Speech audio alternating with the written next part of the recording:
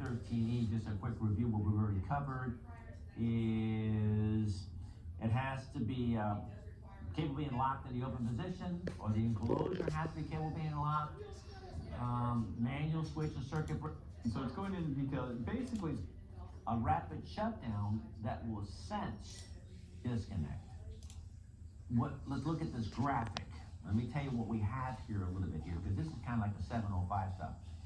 Oh, darn it, I don't know what's wrong that does that. I read that mouse. Okay, here is PD coming in, okay? Now, Peter, we have PD coming in and there's more than one strength, using a loose term for the right now. Well, even though it's gonna be so. This is gonna go to a combiner. All right, so we combine these things together, then it comes out and it's going over to a disconnect that we really don't need, because this equipment right here already has a disconnect feeder. But a lot of times the utilities and other people, they wanna have a disconnect. Okay, now Eric, you see this rapid shutdown? mm-hmm. Now, the only thing that I can see right now, there is no energy storage right now in this particular application, but then it might be here. Probably is over here. There's an energy storage over here, okay? But the rapid shutdown does not apply to the energy storage system. You follow me? We haven't covered that yet, but when we get over there, we realize rapid shutdown is only for the PV system. So now when you have a rapid shutdown, that must mean that this is microinverters, and these are the IQ8s, which are able to continuously deliver power, even though you turn you have the service disconnect right here, which is gonna be, right? But now this is still continuing to deliver power, even though you open this up here. So now we need to have a rapid shutdown that will sense we lost the heartbeat, and then electronically will notify the microinverters at the array, stop exporting power. But right here, the PV equipment disconnect,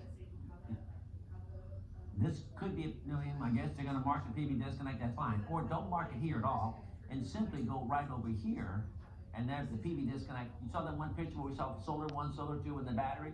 Well, that's PV disconnect. But some people are like, no, I wanna have a separate switch. Brian. Yeah, and just a point of clarification, it's not C4. This is actually just C, the rule. This is just the second part of it that we're talking about. Oh, the title is wrong on the Yeah, C4? the title says C4, but this is actually C, the rule.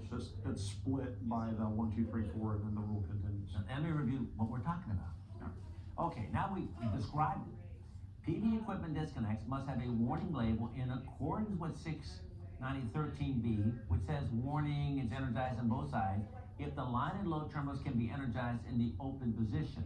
Now let's watch this. If this is a PV system and it's gonna be AC, alternating current, and it's gonna be, even though, Eric, you lose power here, okay, this is gonna continue to work, but we need to have an electronic device to disconnect from the utility. So now, we are now going in what is called island mode, and this device right here is gonna be supplying a panel.